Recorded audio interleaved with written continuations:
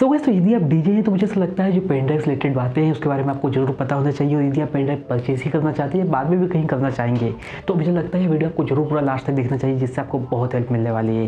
क्योंकि जब भी हम पेन ड्राइव परचेज करते हैं तो हमारे मन में बहुत सारे सवाल होते हैं, किस कंपनी की पेन ड्राइव हम परचेज करें, प्लास्टिक की परचेज करें या मेटल की परचेज करें, कितने जीबी की होना चाहिए, ये क्या प्रॉब्लम आ सकती है। इसके अलावा आप जब भी पेन ड्राइव परचेज करना जाएंगे तो आपने रीड और राइट स्क्रिप्ट जरूर सुनी होगी। तो आज हम इस रिलेटेड बात करने वाले हैं। तो यदि आप डीजे हैं और स्पेशली बिगिनर डीजे, तो आप इस वीडियो को पूरा देखिएगा। इसके अलावा guys, welcome back to my channel DJ पे आपका स्वागत है।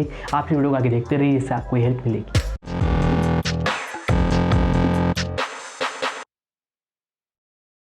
तो गाइस, तो बहुत सारे लोग जनरली जब भी pen drive flash drive purchase करने जाते हैं तो उनके दिमाग में सिर्फ एक ही चीज़ रहती है कि हम किस कंपनी की पेन ड्राइव परचेस करें।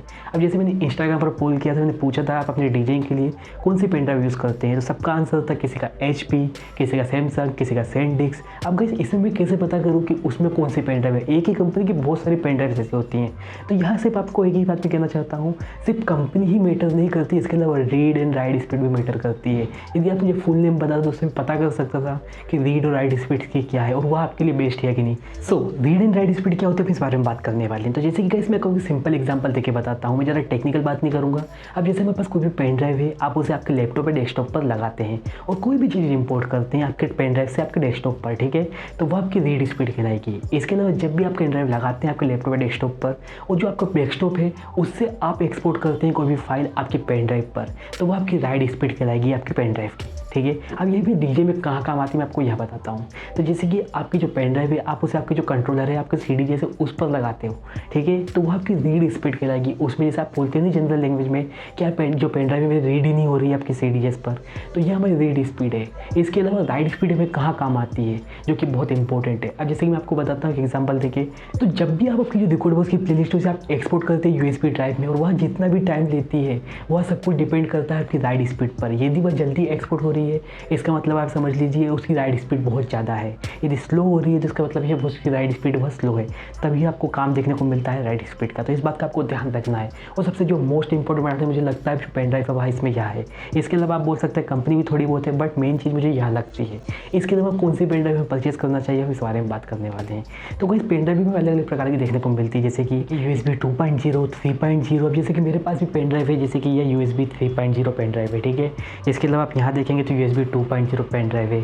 इसके अलावा बहुत सारी पेन ड्राइव अलग से होती है जो स्पेशल पर्पज़ के लिए होती है, उसका प्राइस भी हाई होता है, रीड एंड राइट स्पीड भी हाई होती है। अब जैसे कि यदि हम USB 2.0 की बात करें तो इसकी रीड एंड राइट स्पीड क्या होती है, तो गाइस मैं सबसे पहले बताता हूँ जैसे कि आपको चेक करता है तो इसके लिए अलग से सॉफ्टवेयर भी आते हैं बहुत सारे, जैसे कि एक USB D रिव्यू करके आता है, उसके लिंक इसमें डाल दूँगा, यदि आपको चेक करना तब कर सकते हैं। बट जो मुझे लगता है वह मैं खुद ही चेक करता हूँ लगा के, उससे मुझे ज़्यादा एक्सपीरियंस देखने को मिलता है, मुझे ज़्यादा पता चलता है कि बारे में कितनी इसकी जो मेरी फाइल है कितनी देर में ट्रांसफ़र हो रही है। तो मुझे लगता है यदि आपको भी चेक करना है तो आप क्या कीजिए, जो भी पेन ड्राइव उसे चेक कीजिए खुद ही कि कितनी जल्दी ट्रांसफ़र हो रही है, कितनी जल्दी इंपोर्ट हो रही है, एक्सपोर्ट हो रही है, आप खुद एक्सपीरियंस लीजिए, ठीक है। यदि हम इस 2.0 पेन ड्राइव की रीड एंड राइट स्पीड के बारे में बात करें तो इसकी रीड स्पीड है आप बोल सकते हैं 12 MB से लेके 30, 40 आप कहीं इतनी तक जा सकती है।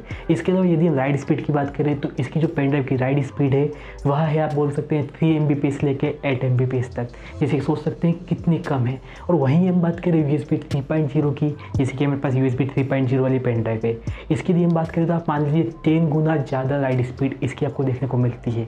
तो आप समझ सकते हैं USB जो 2.0 पेन ड्राइव है वह कितनी पीछे होगा। इस पर आपसे रियली कहना चाहता हूँ यदि आप 2.0 पेन ड्राइव लेते हो तो आप समझ लीजिए आपको टाइम बहुत लगने वाला है। इसके अलावा कुछ पेन ड्राइव ऐसी होती है जो स्पेसिफिक पर्पज़ के लिए होती है, जैसे डीजेइंग के लिए, और भी बहुत सारे ऐसे पर्पज़ होते हैं, बट उनका जो प्राइस होता है थोड़ा हाई होता है। अब आप अपने बजट के हिसाब से देख लीजिएगा कि आपको कौन सी परचेस करना चाहिए। मैं आपको एक एक करके नाम बता देता हूँ। सबसे पहले सैनडिस्क एक्सट्रीम प्रो जो कि मेरी फेवरेट है। अब आप इसके हिसाब से प्राइस देख लीजिएगा और यदि आप नीचे देखेंगे तो इसकी रीड एंड राइट स्पीड मैंने लिख दी है, जिससे आपको ईजी होगी जानने में कि इसकी रीड एंड राइट स्पीड कितनी है। और आप सोच सकते हैं एक बार कंपेरिजन कर सकते हैं उसकी रीड एंड राइट स्पीड कितनी थी जो मैंने आपको बताई थी और इनकी कितनी है। इसके अलावा जो हमारा दूसरी पेन ड्राइव है उसका नाम है कोर्सर की फ्लैश सर्वाइवल स्टील्थ। अब यदि आपने कोर्सर कंपनी का नाम नहीं सुना है तो आपने PC बिल्ड कभी नहीं कराया होगा। मुझे लगता है यदि आप PC बिल्ड कराएंगे तो उसमें मोस्टली कंपोनेंट इसी आपको देखने को मिलते हैं। तो गाइस मुझे लगता है कोर्सर भी बहुत अच्छी कंपनी है। यदि आपको पेन ड्राइव परचेस करना तो आप कर सकते हैं। इसकी रीड एंड राइट स्पीड भी नीचे लिखी हुई है, आप जाकर देख सकते हैं। इसके अलावा जो मेरी तीसरी पेन ड्राइव है उसका नाम है सैमसंग की बार प्लस। इसे भी आप चेकआउट कर सकते हैं। इसकी रीड एंड राइट स्पीड भी ठीक है अपने प्राइस के हिसाब से। इसके अलावा जो मेरी फेवरेट पेन ड्राइव है उसका नाम है सैनडिस्क की एक्सट्रीम को। गाइस इसकी भी जो प्राइस के हिसाब से ठीक है राइट एंड स्पीड है, इसे भी आप चेक कर सकते हो। लास्ट में बचती है हमारे पास एक और अल्ट्रा फेस ड्राइव जो कि सैनडिस्क की है। इसे भी आप सबसे लास्ट में चेक कर सकते हैं। यह प्राइस के हिसाब से बहुत अच्छी है, बट इसकी जो रीड एंड स्पीड है वह कम है। बट यदि आपके पास ज़्यादा बजट नहीं है तो आप इसे परचेस कर सकते हैं। इसके अलावा इसमें आपसे एक बात और कहना चाहता हूँ, मैं इनकी लिंक डिस्क्रिप्शन नहीं दे रहा हूँ। जहाँ से भी आपको सस्ती मिले आप वहाँ से परचेस कीजिए, जहाँ पर भी आपको डिस्काउंट लगे वहाँ से आप परचेस कीजिए। मुझे लगता है वह आपके लिए बेस्ट होगा।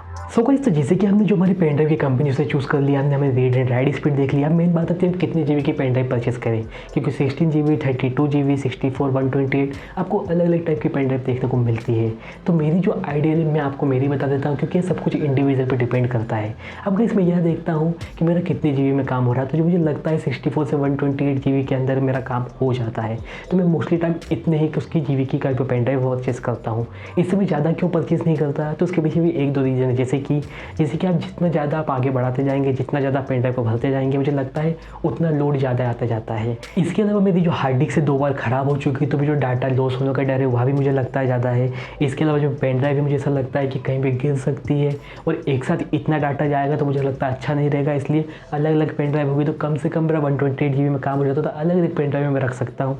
तो यह मेरी चॉइस है, आपकी चॉइस अलग हो सकती है। अब आप यह देखें आपका कितने GB में काम हो जाता है, आप उस प्रकार से आप अपनी पेन ड्राइव परचेस कर सकते हैं। सो गाइस, तो इतना कुछ चूज़ करने के बाद भी आपके पास एक चीज़ और रह जाती है। आपको यह सोचना पड़ता है कि आपको मेटल की पेन ड्राइव चाहिए या प्लास्टिक की चाहिए, कौन सी बेस्ट रहती है। तो गाइस एक चीज़ मैं आपसे कहना चाहता हूँ, सबके प्रो एंड कॉन्स रहते हैं, सबकी अच्छाई रहती है और सब में प्रॉब्लम्स रहती है। अब ये आपकी जो इन्वायरमेंट है, आपको कहाँ पर उस चीज़ का यूज़ करना है उस पर डिपेंड करता है। जैसे कि मैं आपको कुछ एग्जांपल देता हूँ। अब जैसे बहुत सारे डीजेस या बहुत सारे क्लब ऐसे होते हैं जहाँ हमें इंडोर प्ले करना पड़ता है और वहाँ म्यूज़िक दिन भर चलता रहता है, जिस कारण क्या होती है ओवर हीटिंग की प्रॉब्लम बहुत ज़्यादा होती है। तो जैसे कि मैं आपको अपने ही लैपटॉप का एग्जाम्पल देता हूँ। जैसे कि आपको पता ही, मैंने पिछले वीडियो में बताया था कि मेरे लैपटॉप में हीटिंग की प्रॉब्लम ज़्यादा ना लगी, क्योंकि मैं एडिटिंग की सारी चीज़ ज़्यादा करता हूँ। तो गाइस क्या होता है, जैसे कि मैं अपने डीजे से प्ले करता हूँ, रिकॉर्ड बॉक्स यूज़ करता हूँ, तो अपने आप ही रिकॉर्ड बॉक्स हैंग करने लग जाता है, आपका गाना स्लो हो जाएगा, बंद होने लगेगा। तो यह प्रॉब्लम होती है हीटिंग की। आप सोच सकते हैं लैपटॉप के साथ क्या हो रहा है, तो पेन ड्राइव के साथ क्या नहीं हो सकता है। तो यदि आप पेन ड्राइव में भी हीटिंग की प्रॉब्लम देखेंगे तो वहाँ पर भी आपके सोंगे रुकने लग जाएगा, या आपके पास चलना ही बंद हो जाएगा। बहुत सारी ऐसी प्रॉब्लम आती है। तो ये हीटिंग की प्रॉब्लम है, जहाँ आप प्ले कर रहे हैं तो आप क्या कर सकते हैं, मेटल की पेन ड्राइव परचेस कर सकते हैं। उसमें आपकी जो हीट है वह एब्जॉर्ब करता है मेटल। आपको लगेगा कि फील है जो गर्म हो रही है, बट उसका अंदर के जो इंटरनल कंपाउंड है उसको डैमेज नहीं पहुंचाएगी वहाँ की हीट। इसके अलावा यदि हम बात करें स्ट्रॉन्ग चाहिए तो भी आपकी जो मेटल की पेन ड्राइव वह बेस्ट रहती है। और यदि हम बात करें प्लास्टिक की पेन ड्राइव की, तो वह थोड़ी सी चीप होती है और बैड कंडक्टर फ्लेसिलिटी होने के कारण वह शॉक एब्जॉर्ब कर लेती है, तो इसकी प्रॉब्लम आपको देखने को नहीं मिलती है। इसके अलावा उसमें एक प्रॉब्लम मुझे लगती है, जैसे कि वह पेन ड्राइव गिर जाती है तो उसके इंटरनेट कंपाउंड बाहर दिखने लग जाते हैं। जैसे कि आपने सैमसंग की पेन ड्राइव में जरूर देखा होगा, क्योंकि वह मेन पेन ड्राइव है, वह मोस्ट कॉमन पेन ड्राइव है। तो गाइस मुझे लगता है सभी के प्रो एंड कॉन्स हैं। अब यह आपके इन्वायरमेंट पर डिपेंड करता है। इसके अलावा कुछ पेन ड्राइव ऐसी भी आती हैं कि जिसमें आपको मेटल भी देखने को मिल जाएगा, प्लास्टिक भी देखने को मिल जाएगा। तो मैं मोस्टली वही प्रेफर करता हूँ, या प्लास्टिक की प्रेफर करता हूँ। अब आप देख लीजिएगा आपके हिसाब से क्या बेस्ट लगता है। सो गाइस मुझे लगता है इस वीडियो से आपको हेल्प मिली होगी, और जितनी मैंने चीज़ें आपको बताई मुझे लगता है जब भी आप पेन ड्राइव परचेस करने जाएंगे तो इसमें आपको जरूर हेल्प मिलने वाली है। इसके लिए यदि आपको वीडियो अच्छी लगी तो वीडियो लाइक कर सकते हैं, दोस्तों में शेयर कर सकते हैं। और मैं आपसे एक बात और कहना चाहता हूँ, इसी वीडियोज़ बनाने में बहुत ज़्यादा टाइम लगता है, बहुत ज़्यादा मेहनत लगती है, तो प्लीज़ वीडियो को जरूर लाइक कर दीजिएगा। इसके अलावा शेयर भी कर दीजिएगा, जिससे मेरे चैनल की रीच वह बढ़ती है और दूसरे डीएस तक भी हेल्प मिलती है। और यदि आप ऐसी वीडियो देखना चाहते हैं तो मेरे चैनल को सब्सक्राइब बेल का बटन बता दीजिए, जिससे मेरी नोटिफिकेशन आप तक पहुँचती रहे। Thank you.